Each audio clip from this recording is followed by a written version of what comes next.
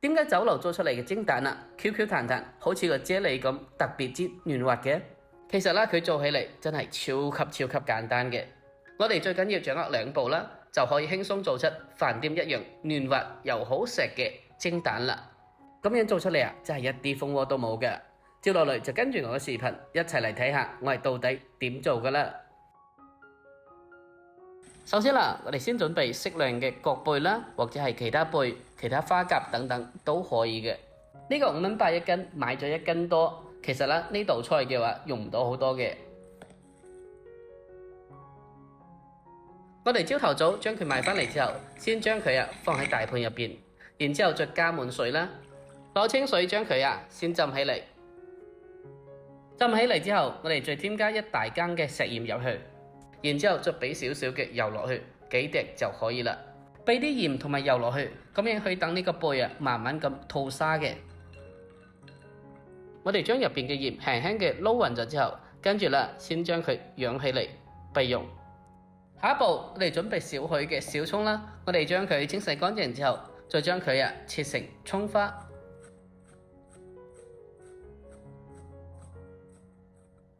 將蔥花切好晒之後，先將佢先裝起嚟備用。然之後我哋再單獨嘅準備少許嘅小蔥啦，我哋將佢直接嘅切成大概4、5公分左右嘅小段就可以啦。然後再準備少許嘅生薑啦，我哋將佢蓋刀切成薑片。蓋刀切好晒之後，同呢個蔥段裝埋一齊備用。大概個零鐘頭到啦，我哋開始將呢個角貝進行清洗一下，將佢清洗乾淨。我哋將佢反覆嘅多清洗幾次，將上邊嘅啲青苔啦、泥沙啦，全部嘅清洗乾淨。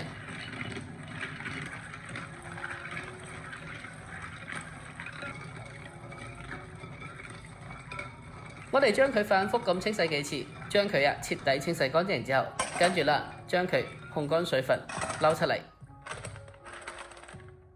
跟住我哋將佢放落個碟，然之後再放入鑊頭入邊，再將剛先切好嘅薑片啦同埋蔥段加入嚟去腥增香，然之後再冚翻蓋，開中火將佢蒸大概4分鐘左右。我哋將呢個貝蒸至佢開口就可以噶啦。呢啲貝殼類嘅嘢唔使蒸好耐嘅，基本上開口就係熟噶啦。我哋將佢蒸大概3到4分鐘左右，將佢蒸到全部都開晒口就可以噶啦。然之後我哋就將佢攞出嚟，再將另一半空嘅殼啦，全部去咗佢。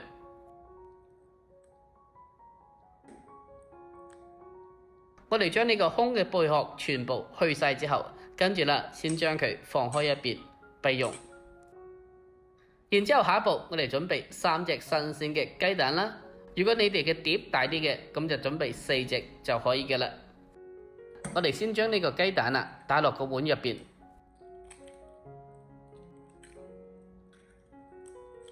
將雞蛋打入嚟之後，我哋開始加入少許嘅食鹽啦。蒸雞蛋嘅話，呢個食鹽唔使好多嘅，有些許嘅底味就可以嘅啦。然之後我哋攞筷子嚟將呢個雞蛋快速嘅攪勻，將呢個雞蛋快速嘅攪拌，將佢徹底嘅打散。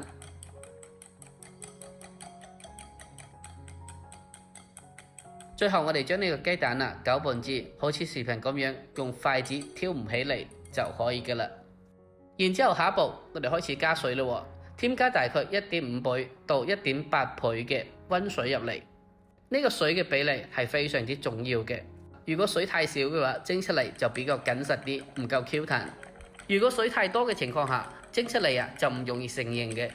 所以呢個水量基本上控制在1.5倍啦，同埋1.8倍之間就最靚嘅啦。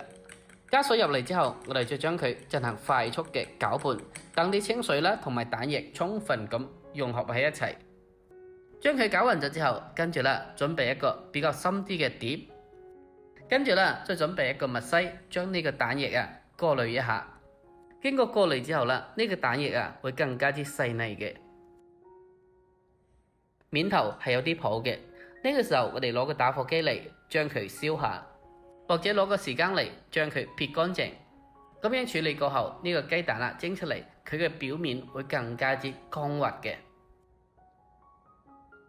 然之後下一步，我哋開始起鑊燒水，將呢個蛋液放入嚟。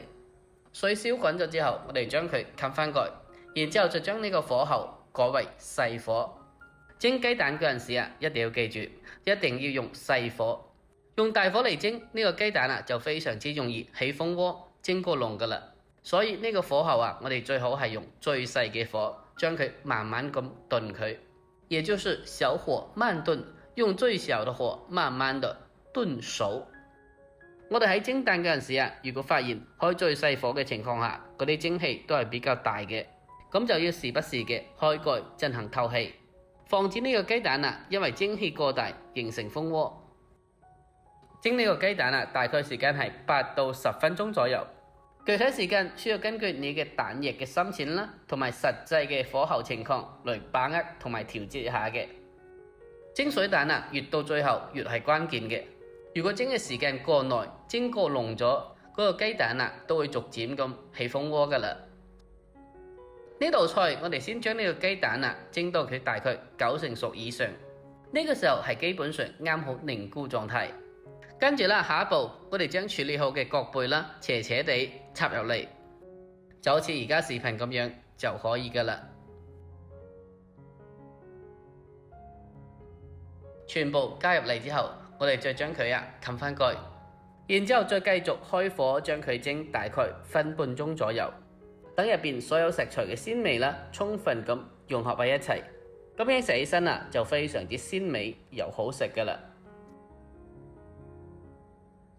A few moments later， 我哋將佢繼續蒸大概分零鐘之後打開蓋，哇！一打開蓋聞起嚟真係非常之鮮美嘅。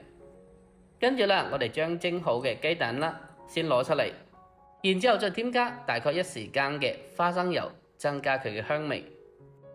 跟住我哋再添加適量嘅蒸魚豉油入嚟。呢個豉油唔使好多嘅，因為嗰個雞蛋我哋喺調味嗰陣時已經有些許嘅底味㗎啦。最後一步，我哋再添加適量嘅蔥花喺面頭就可以㗎啦。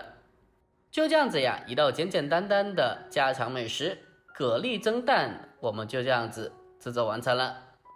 咁樣做出嚟呢個水蛋佢真係好似啫喱咁 Q 彈彈，非常之嫩滑嘅。而且按照我呢個方法做出嚟，真係一啲蜂窩都冇嘅。